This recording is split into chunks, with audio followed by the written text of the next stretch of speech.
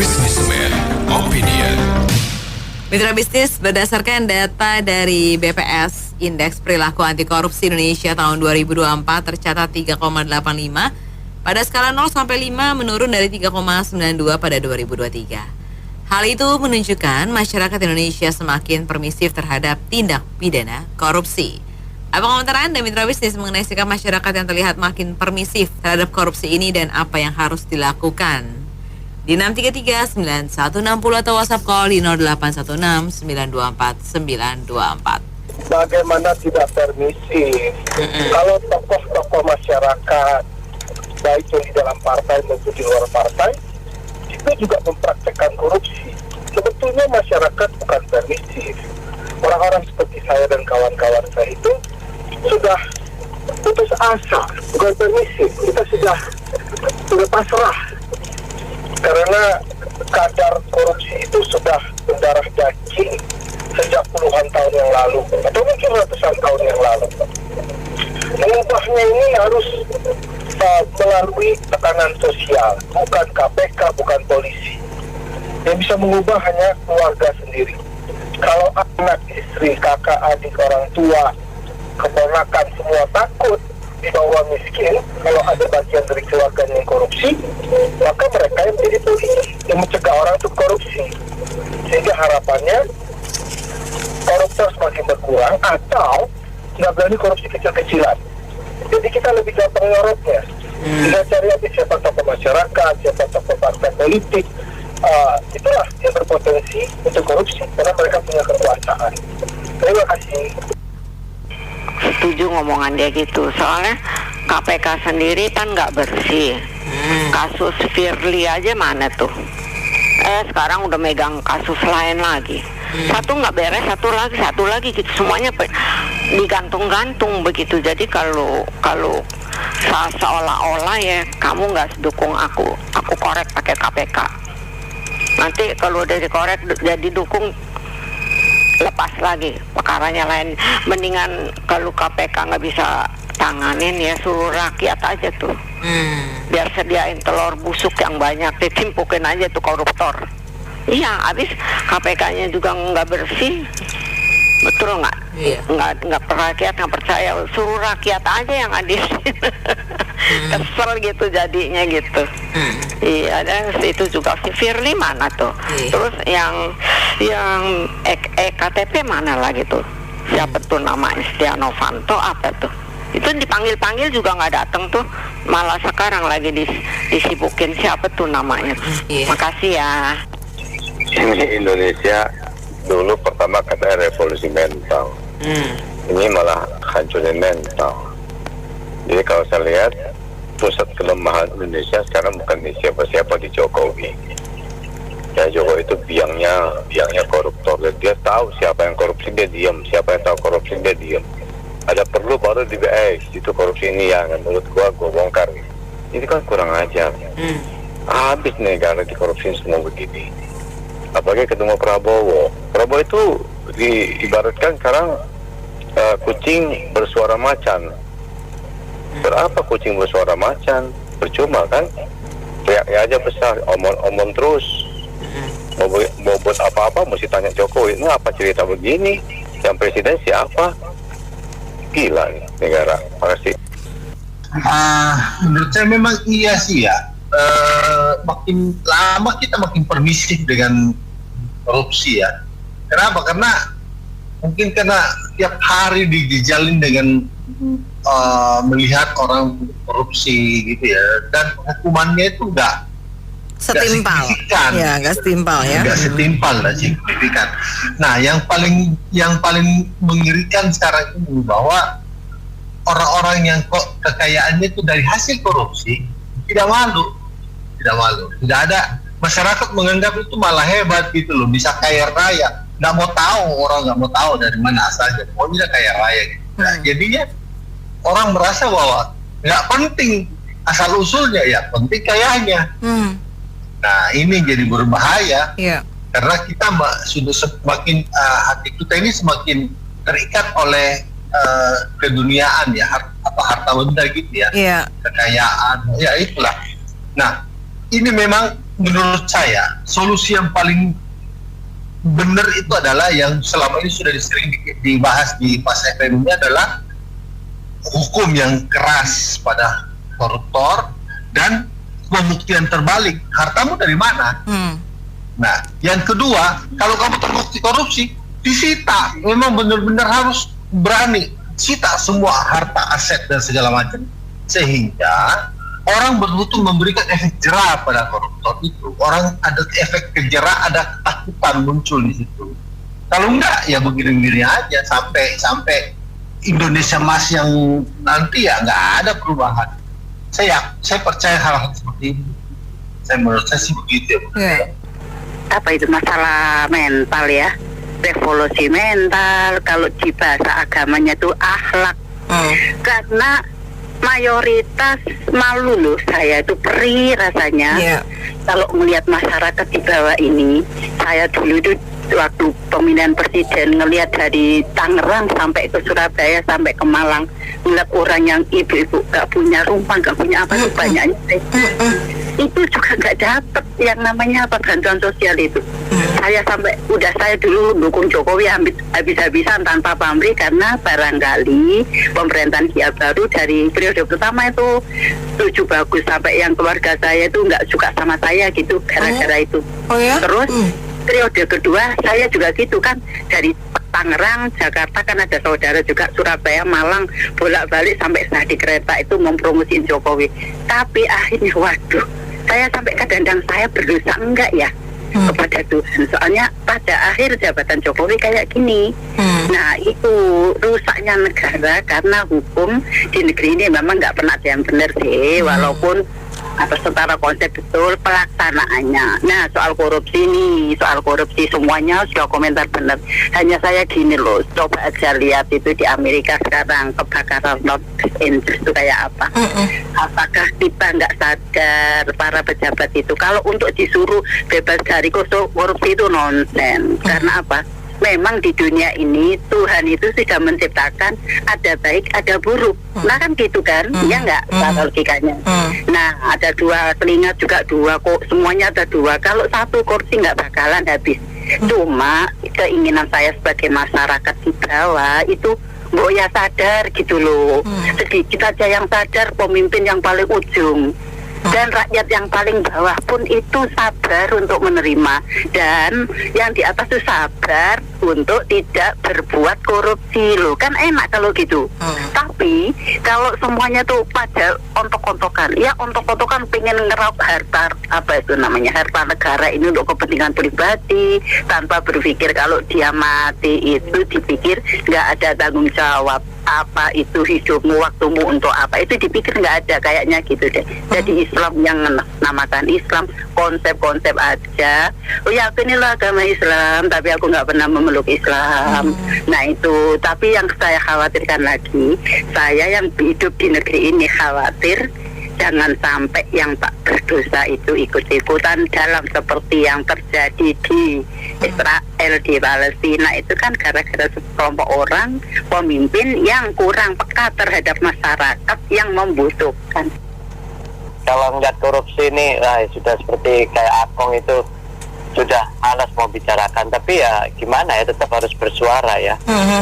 Saya masih ingat perkataan Pak Kwik dulu ya, penyakitnya Indonesia ini cuma satu tok, korupsi. Kalau malas bisa ditingkatkan ya, kalau orang bodoh bisa dibuat pandai, tapi kalau korupsi itu menyangkut mental dan keyakinan, nah itu parah sudah. Itu.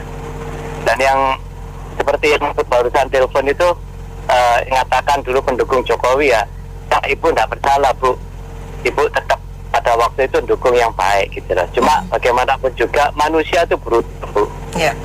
Cuma pertanyaannya berubah baik atau berubah jelek. Nah, yang sayangnya yang ibu dukung itu berubah jelek di akhirnya. Makanya bagi kita semua kan ya juga iris gitu loh. Kita mengharapkan ini suatu perubahan mental yang diagung-agungkan pada waktu periode pertama. Ternyata memang jadi perubahan mental, tapi ya perubahan mental yang tambah bobrok. Nah ini yang kita sayangkan. Cuma balik lagi, tetap selama kita manusia semua ya, mau dari rakyat biasa maupun sampai pejabat apapun, setinggi apapun, asal kakinya masih nginjak di tanah, tidak lepas dari yang namanya hukum alam. Hukum alam tak ada nuai.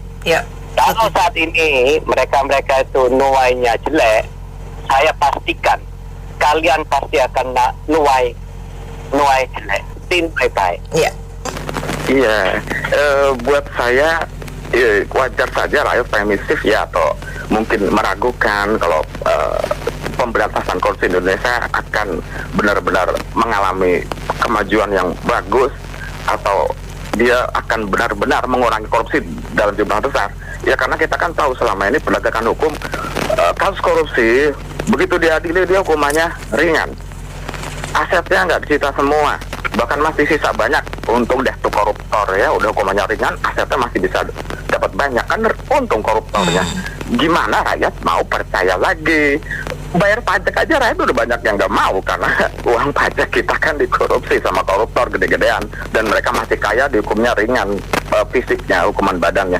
Ya gimana lagi kita mau percaya pada manajemen negara seperti ini?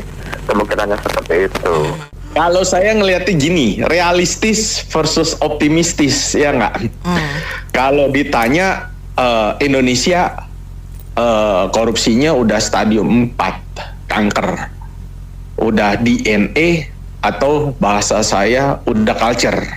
Yang nggak ada tuh cuma satu, KTP pekerjaan koruptor. Nah itu yang belum ada. Tapi kalau korupsi sehari-hari itu sudah biasa dipertontonkan oleh para pejabat. Kenapa? Karena big boss koruptor itu untouchable. Jadi yang dihukum itu hanya kerecek-kereceknya aja. Nggak mungkin yang besar itu dihukum. Itu problem. Jadi realistis against optimistis. Jadi kalau ditanya mungkin rakyat nggak optimis. Kalau ditanya udah parah, ya memang sudah parah. Jadi biarkanlah saja sampai tunggu satu momentum ekonominya ambruk. Kan begitu doang. Kita lihat beberapa periode keduanya SBY itu kan sebenarnya kita masuk ke jurang resesi, tapi nggak tahu bagaimana recover ya, karena kita masih punya ada potensi kekayaan alam, tapi sampai kekayaan alam itu habis juga mau ngomong apa juga percuma menurut saya, karena kita tertinggal dari negara-negara lain, baik itu dari SDM, baik dari infrastruktur, semuanya kita tertinggal. Karena apa? Karena dana-dana yang seharusnya dipakai untuk pembangunan itu tidak dipakai untuk peruntukannya, tapi untuk memperkaya. Ada pejabat yang bisa punya private jet, ya nggak? Itu dipertontonkan secara vulgar gitu loh kepada rakyat. Rakyatnya banyak yang susah, sementara ada pimpinan-pimpinan parpol beberapa yang punya private jet. Bisa dibayangkan kan sebagaimana ekstrimnya itu. Jadi kalau ditanya, ayolah, nggak bisa masalah ini diselesaikan 1 atau 2 orang, 10 orang, tapi harus seluruhnya mau untuk ayo kita majuin negara kita. Nggak mungkin. Kita kayak contoh gini, kita tahulah CSR BI, CSR BUMN, CSR Bank ya, Bu Himbara, itu semua kalau dikumpulin mungkin ratusan triliun. Tetapi kita ketinggalannya jauh, sangat jauh. Jadi pembangunannya itu nggak bener, udah nggak bener muanya. Ya dibalik lagi. Kita berharap hukuman mati, rasanya susah. Kita berharap ke pembuktian terbalik, juga rasanya susah. Jadi kalau mau ditanya, bagaimana cara balikin realistis optimis rakyat yang udah apatis? Lu tembak mati dah satu koruptor. Mungkin itu ekstrim, tapi saya nggak yakin. Tetapi yang paling rasional dilakuin adalah lu bikin dia miskin, lu bikin sampai keluarganya miskin, sampai penerusnya miskin. Nah itu mungkin kita nggak melanggar HAM. Oke, gini jadinya, kalau kita Kalau ini saya ingat dengan lagunya yang suka diinin sama Pak Rohman tuh, Hari Kiamat. Hari Kiamat sadarlah gitu kan. Nah tadi dengerin beritanya si itu kan, Los Angeles tuh kan kebakaran. Kan nonton berita di Doswell tahun 93 ke sana tuh, jalan-jalan kan Rodeo Drive, Sunset Boulevard apa gitu kan. Gila itu, kalau kita lihat ada bukit yang ada tulisan Hollywood tuh bisa terancam terbakar tuh. Iya.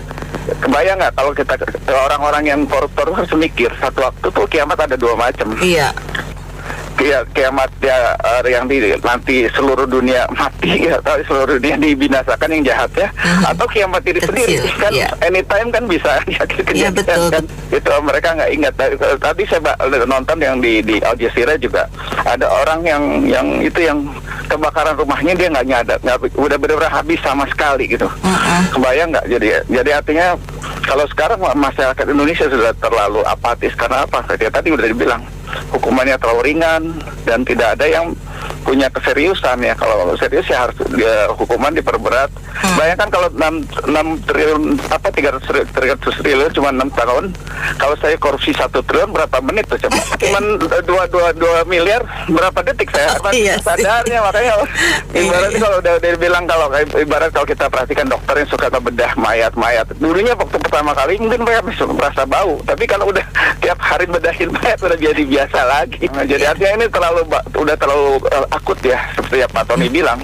Jadi harus ada satu kita sepotong. Dan kalau yang seperti Bu Mila bilang, harusnya semua partai politik dibubarin, mulai dari scratch awal lagi semua, bikin undang-undang baru. Itu mungkin baru bisa. Ya, oke. Itu aja. Kalau menurut saya, kalau korupsi itu sebenarnya bisa bersih ya, kalau manusianya itu berkualitas dan penuh tanggung jawab terhadap pekerjaannya. Jadi kalau memang kita memang kuat iman, tebal iman, kesadaran yang penuh, segala godaan-godaan dan gangguan kanan kiri itu mungkin bisa kita tentang ya, kita kuat iman gitu. Jadi kita kan memikir masa depan hidup keluarga kita, anak-anak kita, keturunan kita, kelak di kemudian hari ada cucu-cucu. Rasanya malu gitu sama anak keturunan bila manusia berbuat korupsi ya. Sungguh malu kan, masih diingat terus. Apalagi sekarang sudah ada sosial media, semua orang pasti bertanya. Jadi saya sih sarankan dan sharing aja kepada para pemimpin negara dan para pengusaha juga, kita penuh tanggung jawab dalam suatu pekerjaan. Karena itu akan abadi seumur hidup kalau kita memang bekerja keras dari diri kita sendiri, dari kaki kita sendiri, dan mandiri dari kaki kita sendiri. Untuk apalah mereka punya uang triliunan, milioner, tapi dari uang bukan hasil kita sendiri. Malu kan kepada anak keturunan nanti. Itu aja yang saya sarankan. Kita bertobatlah semua manusia di dunia ini sehingga Indonesia bisa maju. Karena saya ke pelosok Indonesia, betapa kayanya Indonesia. Kita ini kaya, tidak akan kekurangan. Tapi kita sebagai apabila saya seorang pemimpin ya, saya ingin memajukan Indonesia ini. Kasihan di pelosok-pelosok banyak orang-orang tua renta yang tidak berdaya, anak-anak kecil yang tidak sekolah. Kenapa bisa demikian? Kita menangis Indonesia kaya gitu. Kenapa sih mereka ada anak-anak kecil yang bodoh dan tidak bisa berhitung, tidak bisa membaca. Itu sangat menyedihkan sekali Indonesia. Itulah kita yang tidak bisa maju karena kita tidak bisa turun ke bawah. Seharusnya para pejabat lihatlah turun ke bawah. Begitu banyak rakyat miskin di Indonesia yang harus kita bantu, yang harus kita tolong. Bukannya bantuan Indonesia seperti BPJS dan lain-lain itu tidak adil gitu. Ada sebagian yang dapat, ada orang kaya yang dapat. Kalau saya Mbak Nena, saya jauh-jauh ya mempergunakan BPJS ya. Ya kita setidak-tidaknya minta sehat kepada Tuhan. Gitu. Kalau saya ikhlasin itu Bu BPJS kan biar saya nggak. Iya sama Mbak Nina, saya juga saya bilang jauh-jauh. Ya kan. Jauh-jauh kita sehat. Saya aja lihat rumah sakit begitu banyak banget yang sakit, kasihan mereka. Ya kita seadil-adilnya. Saya hanya menghimbau kepada para pemimpin negara, sekarang mulai sadarlah sekarang. janganlah memikirkan untuk pikiran korupsi. Jangan sekali-sekali seperti itu. Karena timbal baliknya ada ya, siapa yang menabur dia yang menuai. Permisif, masyarakat bukan permisif. Sudah kewalahan, sudah kebal, exactly. Jadi sudah apatis, sebodoh amat lah ini. Kita lihat ya, sebenarnya waktu Pak Jokowi jadi presiden itu satu contoh yang baik. Dia dari nobody menjadi number one, mestinya dia memberi contoh, ya, merubah secara sistemik itu tata kelola negara menjadi lebih baik. Tapi kan enggak, tambah acut kadut, ya, anaknya bisa maju itu luar biasa.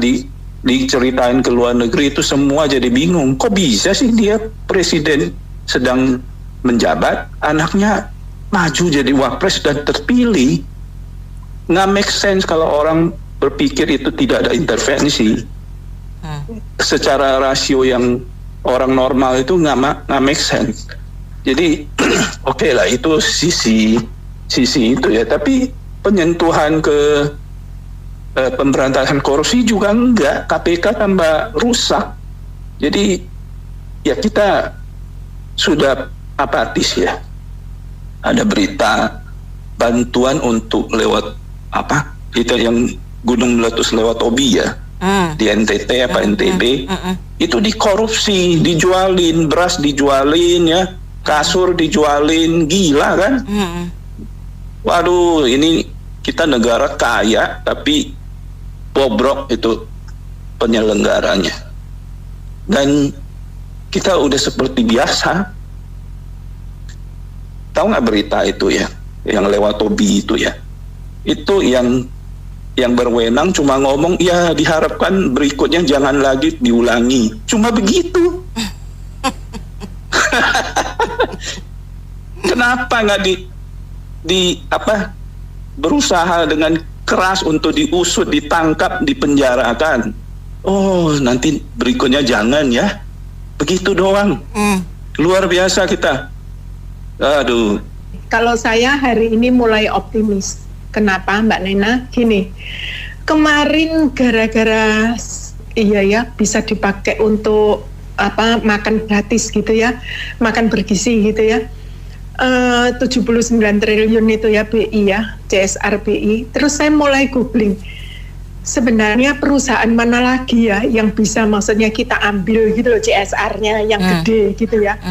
Terus saya menemukan Main ID. Lalu saya mulai cari tahu tentang Main ID gitu ya. Ternyata Mbak, kita ini saya yang lalu sebenarnya udah pernah ngomong juga ya.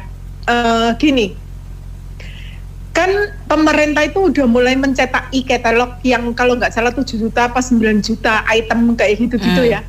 Ternyata transparansi atau e-government atau apa yang namanya Cortex kayak gitu-gitu itu semua itu udah dicanangkan oleh grup LBP dan anak buahnya yaitu Seto dan sebagainya. Seto itu ahli ya, staf ahlinya gitu yang masih muda, orangnya pintar dan nggak sombong kayak gitu-gitu itu saya suka banget orang itu tuh. Terus slow motion lagi kayak gitu ya. Itu ternyata bukan cuma nikel saja yang udah jadi yang udah di smelterkan itu ya. Bukan cuman maksudnya nikel, kan kita taunya cuma nikel doang ya. Jadi sebenarnya batu bara, boksit, tembaga gitu-gitu tuh ya udah diinikan semua dan di bawah naungan Main ID gitu ya. Terus untuk proses transparansi kita tuh sebenarnya sebentar lagi 17 Agustus Pak Prabowo mulai memberikan gebrakan kepada kita yaitu e-government, yang mana e-government itu untuk servis masyarakat, untuk pelayanan masyarakat. Jadi kita tuh udah nggak bisa lari. Contohnya Cortex itu ya, kita kan teriak-teriak. LBP itu ngomong, udah deh jangan ngomel aja kan kayak gitu.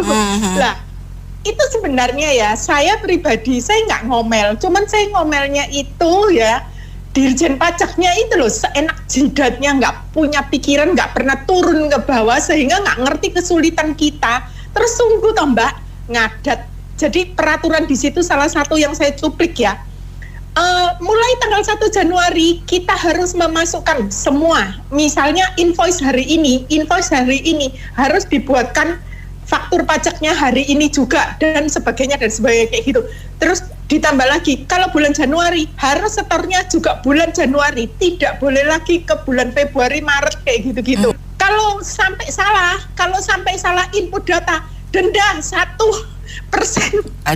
dan sebagainya. Nah kayak gitu-gitu itu tuh semua jadi kayak kita tuh di vonis kalau kamu nggak gini, kalau kamu nggak gitu kayak gitu-gitu. Kan gue keki banget gitu ya. Ya menurut saya susah ya diberantas. Kita sekarang ada yang itu aja yang disuruh bakar wartawan aja katanya bayar puluhan juta aja mau ya, atau berapa juta. Orang kalau ditawarin berapa? Tergantung dia posisinya kan. Kalau mungkin 100 juta kurang 1 miliar, 1 miliar kurang 10 miliar masih bisa nggak tergoda? Atau 100 miliar atau 1 triliun, orang pasti kan goyah juga gitu loh. Jadi menurut saya sih susah diberantas itu. Kalau itu harus dari diri sendiri itu menolaknya. Susah loh. Itu aja kan ada si Timothy Ronald bilang kalau ada yang kasih 100M dia bersihin painya kan tiap hari nggak apa-apa. Kita kalau dihadapkan kayak gitu mau nggak? Saya mau jadi. Saya lagi nungguin Pak Gundolo tuh, dia kan pengen jadi pejabat mau korupsi katanya dia. Iya. Makanya dan korupsi ini kan nggak mungkin 1-2 orang gitu ya. Pasti paling kalau ketahuan sama masyarakat sama namanya wartawan atau apa di blow up gitu, paling ada yang dijadiin kambing hitam gitu aja. Paling ntar diatur-atur aja, ya udah kamu aja atau gimana, ntar hukumannya kamu paling dibikin segini aja gitu loh. Diberantas susah lah, godaan terlalu gede. Makan ada yang pakai uang korupsi buat naik haji. Itu si menteri apa tuh? Iya. Aduh, saya pusing gitu loh. Pikirannya di mana gitu loh, naik haji pakai uang buat dari hasil meres orang. Jadi ini udah kacau lah gitu loh. Orang udah nggak percaya ada dosa lah, merasa bersalah, kasihan sama rakyat, nggak ada sih. Menurut saya. Menurut saya masyarakat kita menjadi permisif karena negara kita ini terlalu memanjakan koruptor. Kita lihat di penjara Sukamiskin itu ya, begitu nyamannya para koruptor hidup di sana. Seharusnya dirombak saja Sukamiskin, dijadikan kembali seperti penjara pada umumnya. Yang kedua, Pak Prabowo harus menghidupkan kembali penjara di Nusa Kambangan. Dulu zaman Pak Harto ada satu koruptor yang namanya Muhammad Bob Hasan. Ya. Nah, itu kan pernah dipenjara di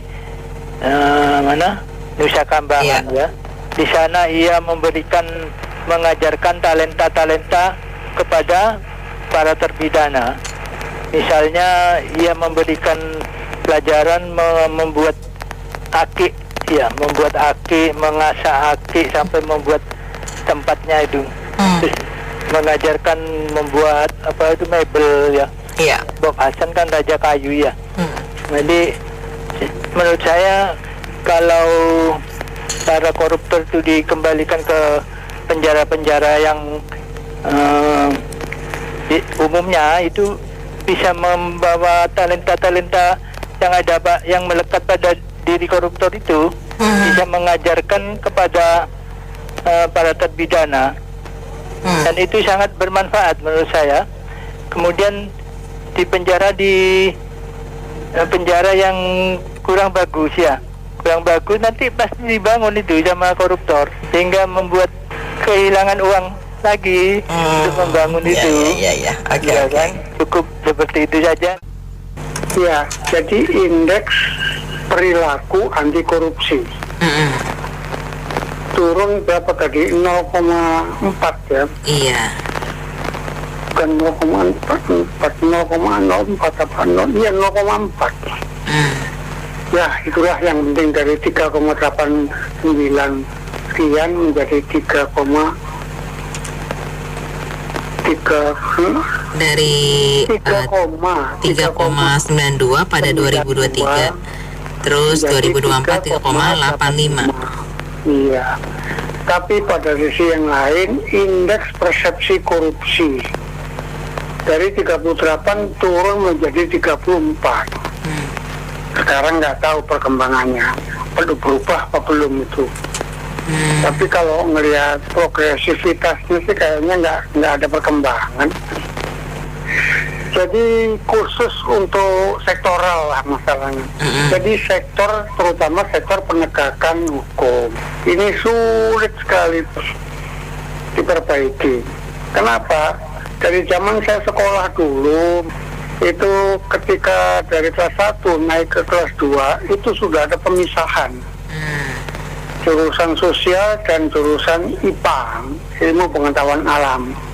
Nah, dari kawan-kawan yang saya amati, rata-rata yang masuk jurusan sosial ini karena mereka gerah kalau masuk IPA itu. Mereka takut dengan ilmu-ilmu pengetahuan, ilmu matematika, fisika, kimia, biologi, malas mikir gitu. Makanya mereka masuk sosial. Dan ilmu sosial ini ujung-ujungnya salah satu yang jadi favorit adalah fakultas hukum. Disitulah sebetulnya kata kuncinya.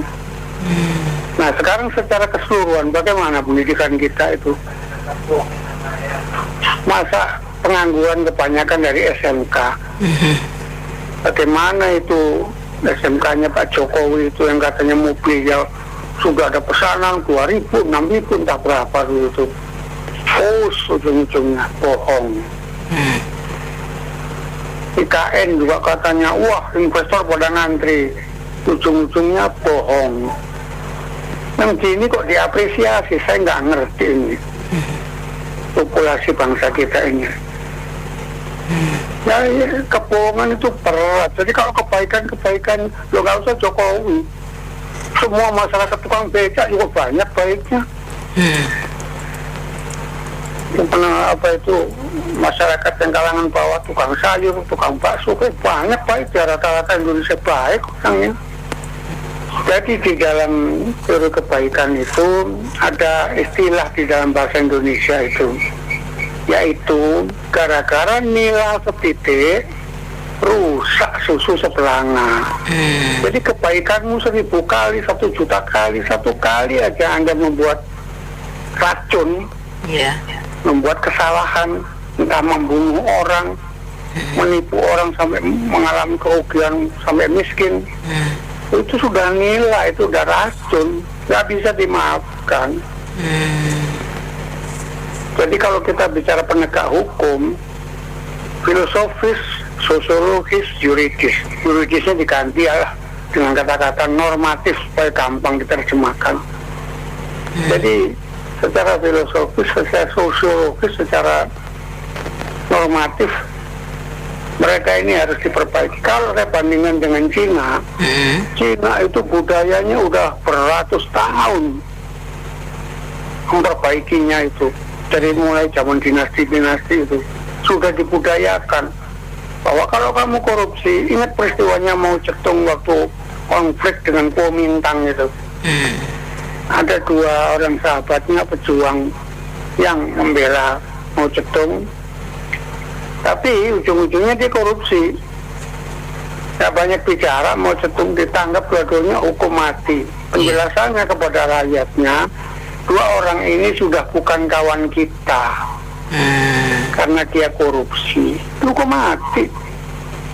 Mana buktikan penegak hukum ini, jangan jargon aja yang dipakai equality before the law, equality before the law, pres. Ujung-ujungnya kalau kawannya yang korupsi diselamatkan. Jadi masih lama memperbaiki bangsa ini. Iya. Termasuk yang sekarang ini, saya sudah pernah mengeksposnya. Mungkin ada yang masih ingat lah apa yang saya sampaikan. Jadi ya mudah-mudahan kita berdoa sajalah, nggak usah tergantung pemerintah, kita sendiri aja ikhtiar berusaha apa yang baik buat kita, saya dan keluarga-keluarga kita gitu, orang-orang terdekat kita, karena memperbaikinya harus butuh waktu puluhan tahun barangkali. Jokowi udah bangkitin emas lah, Freeport, nikel segala macem gitu kan. Udah artinya udah oke lah begitu ya. Tapi yang saya bingung, rakyatnya kok makin miskin. Setidak-tidaknya saya pikir miskin tambah miskin ke satu. Kedua itu OCC apa sih tuh yang bilang Jokowi koruptor besar, dibilangnya hoax gitu maksudnya. Tapi kan ada pepatah, nggak ada asap, nggak ada api, nggak ada asap. Nggak, tapi terbukti kan itu KPK juga urusan si Firly, Setia Novanto, banyak sekali macam-macam tuh. Kalau udah berkawan terus hilang. Ntar kalau balik lagi musuh bangkit. Ntar kamu kalau macam-macam sama aku nih, KPK datang. Makanya KPK tuh nggak usah KPK. Kalau saya sih udah putus asa kayak begitu. Masyarakat kita menuju semakin akan berpotensi menjadi koruptor. TikTok ini menunjukkan indikasi atau menjadi indikator bahwa masyarakat akan semakin apatis dan semakin dalam tanda kutip mengizinkan karena kesalahan yang dibuat terus-menerus itu menjadi sepertinya pembenaran. Indeks ini menunjukkan kondisi masyarakat kita, bro. Dari tahun kemarin yang 3,9 lebih ini menurun. Karena indeks ini akan semakin baik, masyarakat terhadap korupsi atau tingkat anti korupsinya semakin tinggi, indeks ini akan menuju ke angka 5. Dan memang kenyataan kalau hasil ini menunjukkan penurunan, artinya ini lampu kuning terhadap Indonesia. Pemerintah harus aware, Pak Prabowo harus menggunakan ini sebagai dasar untuk menegakkan hukum, bro. Pemain-main. Kita ini disuguhi setiap hari. Kita coba aja lihat pelanggaran hukum yang kecil-kecilannya di masyarakat itu begitu banyak. Kita jalan di jalanan pun kita lihat. Di perputaran jalan itu banyak Pak Oga. Ini sebenarnya kan pelanggaran hukum kecil-kecilan dan dibiarkan terus-menerus, bro. Betul nggak? Ini kan aturan ada. Pengendara mobil tidak boleh memberikan di jalanan untuk pengemis dan lain, kan itu aturan ada sesungguhnya. Kalau kita di Jakarta perdanya itu ada loh.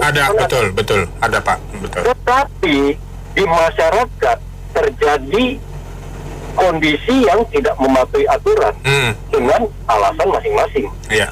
Sehingga yang namanya hal kecil-kecil seperti di masyarakat yang entah Pak Oga yang jaga di putaran membuat sepertinya kita kasihan dengan mereka, ada yang kasih uang, tetapi itu perilaku yang tidak mematuhi hukum. Betul kan, bro? Dan cilakanya apa, bro? Pemerintah dalam hari ini tidak ada yang melakukan tidak lanjut. Betul, nggak perlu keras. Itu harus dilakukan persuasif dan lain-lain supaya jangan. Dan ini yang menjadi cikal bakal masyarakat kita itu semakin tidak mematuhi hukum. Dan yang akan semakin besar yaitu korupsi dan lain-lain. Jadi saya terus terang saya khawatir melihat angka ini. Karena kalau terjadi penurunan terus-menerus, artinya yang kita tiap hari bicara mengenai korupsi itu akan semakin terjadi pembiaran, termasuk aturan hukum lainnya. Dan saya nggak yakin Pak Prabowo dalam hal ini apakah mereka punya cara untuk mengatasi. Jadi kita terima kasih dengan angka ini, karena angka itu tidak menunjukkan indeks korupsi di Indonesia. Ini belum ada satu lagi yang indeks korupsi. Saya yakin ini juga akan naik. korupsi kita akan semakin buruk lah. Jadi ini penting, mudah-mudahan hari ini Pak Prabowo atau si Mayor tadi ya, radio ini bro, lagi dengerin Pas FM gitu kan? Ya. Pak Prabowo ini hasil survei ini sangat baik. Sangat baik. Ini menunjukkan masyarakat kita. Ini masyarakat di bawah pun, kalau yang di atas itu punya ilmu untuk korupsi itu udah jangan ngomong lagi lah. Jadi kembali apa solusinya? Yaitu rancangan undang-undang minimal itu harus digolkan. Betul. Karena ini salah satu cara untuk mencegah terjadinya korupsi yang baru. Lantas apalagi? Yaitu Prabowo udah ngomong bagaimana mengembalikan uang yang sudah mereka korupsi sebelumnya. Jadi ada 2 PR terhadap hukum yang turunannya ke korupsi ini yang sangat penting dilakukan oleh Pak Prabowo. Penegakan hukumnya ini penting sekali, bro. Ya mungkin itu pernyataan tadi itu ada benarnya juga ya. Prinsip dalam pengertian itu dalam keputusasaan gitu loh. Contoh yang kalimat yang konkret mungkin seperti kemarin kejadian yang Harvey Musi itu divonis sekian hanya sekian tahun gitu ya. Itu kan banyak publik ya, termasuk saya sendiri mungkin ya. Saya juga mau ya kan, korupsi dapat sekian miliar di penjara 6 tahun, lepas dari 6 tahun jadi kaya seumur hidup, pensiun dini langsung. Itu mungkin salah satunya. Coba hukuman korupsi itu hukuman mati, mana ada yang berani keluar pernyataan begitu? Oh iya saya mau ini korupsi ini dapat hukuman mati, tidak ada. Itu ini yang seperti ini yang membuat orang tuh jadi permisif dan mungkin saya lebih enak jadi koruptor aja gitu loh. Karena hukumannya sekian oke lah kita bagi ke pihak peradilan atau apa ya, mungkin kita 1 triliun mungkin kebagian sisa tinggal 200 miliar ya masih kaya juga gitu loh. Ya kan kita nggak mau, saya rasa gitu Pak. Dan satu lagi itu juga banyak bandit-bandit di luar sana ya, bisa kayak bos Indosu ya segala macam ya, semua juga karena mereka berlindung dari hukum, melakukan tindakan perlawanan hukum dengan berlindung di balik hukum. Masalahnya itu karena hukumnya Indonesia ini ya begitu mengakomodasi untuk para pelaku seperti itu. Ya jadi nggak aneh lah. Jadi mungkin besok mungkin ada, bukan hanya permisif ya. Mungkin besok ada kontes jadi koruptor gitu. Apa kok? Banyak itu saya rasa juga sama-sama tahu semua. Oh si A si B cuma T1 T, saya 2 T loh gitu. itu udah kontesnya di balik itu udah banyak lah. Kita ini cuma nggak tahu aja gitu. Iya bisa jadi Pak. Iya. Korupsi berjamaah istilahnya. Makasih. Kalau undang-undang perampasan aset tidak disahkan akan begini terus Pak. Nah itu dia. Dan pemerintah mereka memang sepertinya tidak mau kalau undang-undang itu disahkan. Jadi rakyat cukup dikasih bansos, dikasih bansos, dan mereka yang atas lah, mereka yang tambang dan segala macam itu buat mereka, dan mereka tidak mau dirampas. Itu intinya Pak. Jadi selagi undang-undang itu tidak disahkan kita akan begini terus. Maunya saya sih kita membuat gerakan darurat korupsi dengan yang seperti kemarin tuh, semua berkumpul gitu loh, supaya undang-undang itu disahkan. Itu Pak saran saya.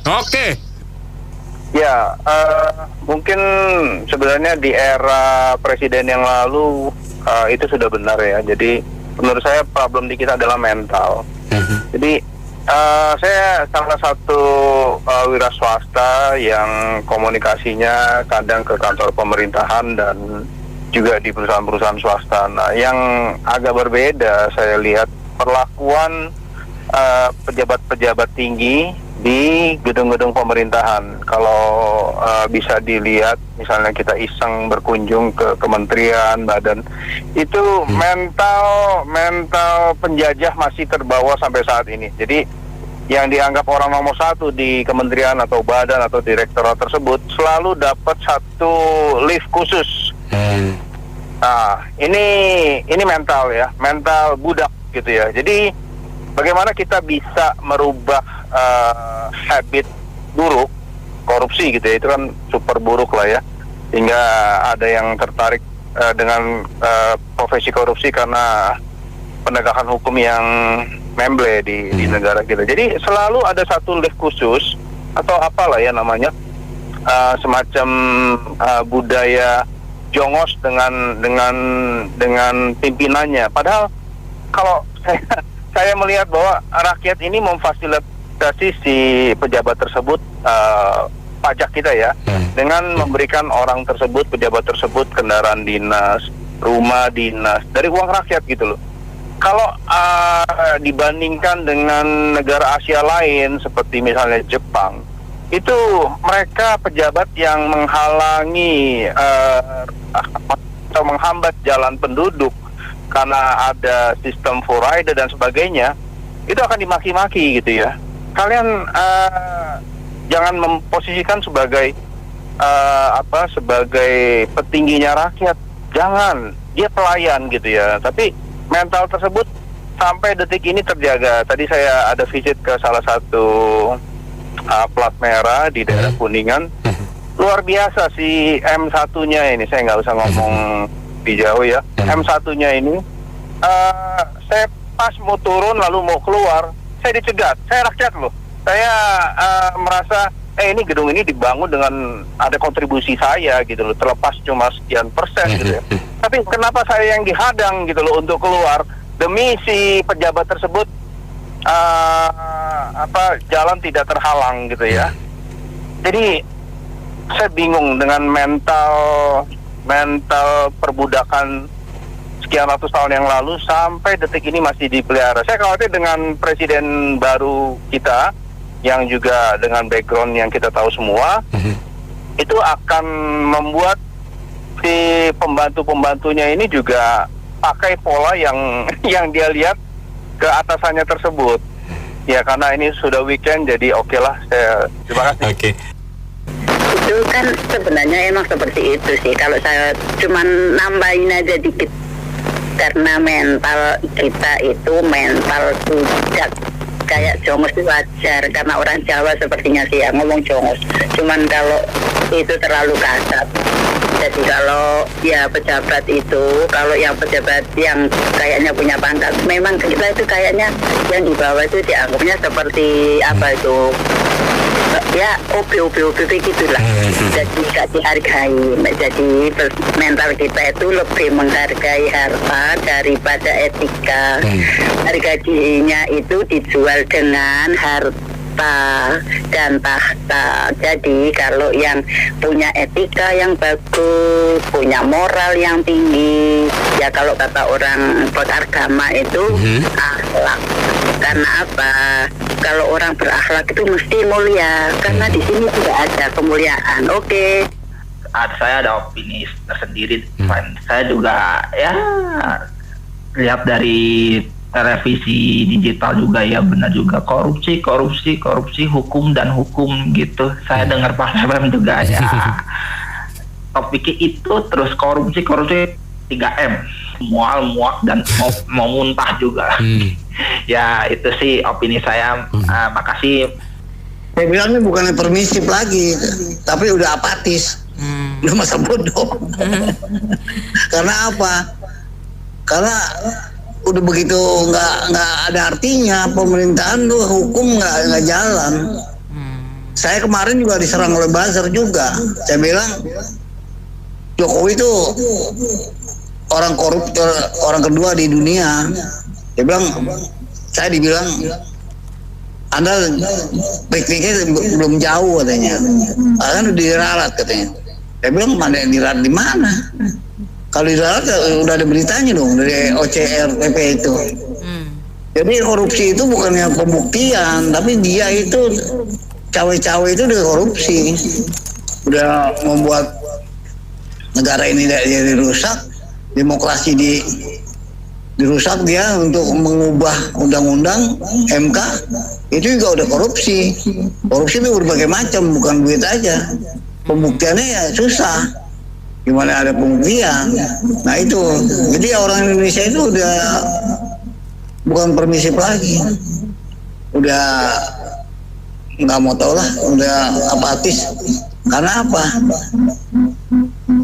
Kalau mamanya ada hukum yang jalan, yang berlaku, ya karena anggota DPR ini kebanyakan oknum yang membuat undang-undang, yang penting dia terhindar dari hukuman.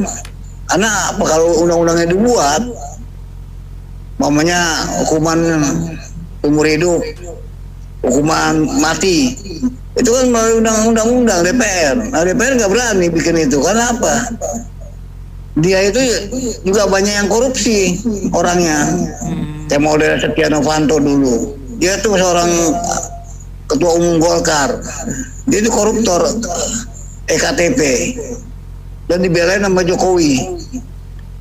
Agus Raharjo ditegur sama Jokowi. Jadi susah ini. Jadi dilematis sekali ini di Indonesia ini. Karena nggak bisa berbuat apa-apa lah. DPR dulu harus dibersihkan. DPR dulu harus dibuat, dia itu tidak mau lagi dapat sogok. Tapi susah juga dapat. Jadi anggota DPR harus bayar berapa miliar. Begini Anita, korupsi di Indonesia kenapa ya? Yang satu yang saya pandang itu banyak partai, benar nggak? Masing-masing tuh cari kesempatan, usaha ini gali sono gali sini. Pas kalau masih banyak partai pasti kacau nih. Kenapa saya sih bukan banggain Tiongkok? Kenapa Tiongkok satu partai? Dia punya sistem satu partai. Umpama saya masuk anggota itu ya partai komunis. Kalau saya melanggar, dia itu pasti dipecat, nggak ada ampunnya. Tahu nggak? Kita samping-samping Xi Jinping kan, itu kalau melanggar institusi partai nasional komunis tidak ada ampun. Kalau gitu dia, ya nggak? Masing-masing punya kedudukan seperti ya saya punya gini, nggak bisa. Kalau Indonesia masih banyak partai pasti kacau. Kita lihat ada Vietnam, ada nggak? Kan? Korea Utara apalagi, ya nggak? Itu lebih, itu jadi bisa mengurangi, mungkin ada tapi bisa mengurangi mereka agak takut. Ya mungkin dikit-dikit ya. So, di dunia korupsi pasti ada, di Jepang, di mana Amerika ada, benar nggak? Cuma mau kita sini kan nggak bisa. Kenapa? Terlalu banyak partai. Jadi masing-masing, oh kamu partai ini, saya ini, oh kamu nggak macam-macam, oh saya punya partai gitu. Jadi kepastian hukumnya nggak ada standar. Nah, kenapa? Oh selama masih banyak partai nggak seperti Tiongkok, saya menjamin pasti ada. Nah, mungkin itu survei mah bohong punya. Katanya survei rakyat sudah banyak kemiskinannya kurang, itu mah ABS, laporan ABS punya. Apalagi survei RMS kelompok, dia mereka tuh masing-masing punya tujuan tertentu. Mungkin ada udang di balik puyung hai kan. Nah itu memang lapor itu gak ada pasti dah. Saya sih gak percaya deh. Pokok selama masih banyak partai, nggak mungkin korupsi pasti ada. Ya, kalau yang nama korupsi itu semua di bidang pemerintahan itu udah biasa, Mbak. Jadi artinya susah untuk dihilangkan. Mbak Anita mau jadi caleg aja harus ngeluarin dana.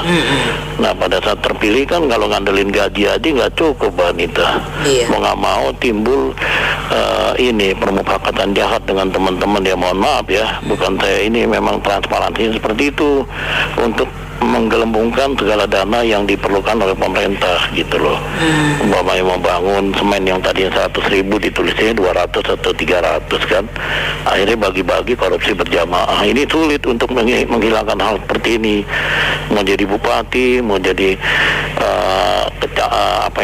wali kota, semuanya begitu. Apalagi mau kenaikan pajak, kenaikan pangkat ya.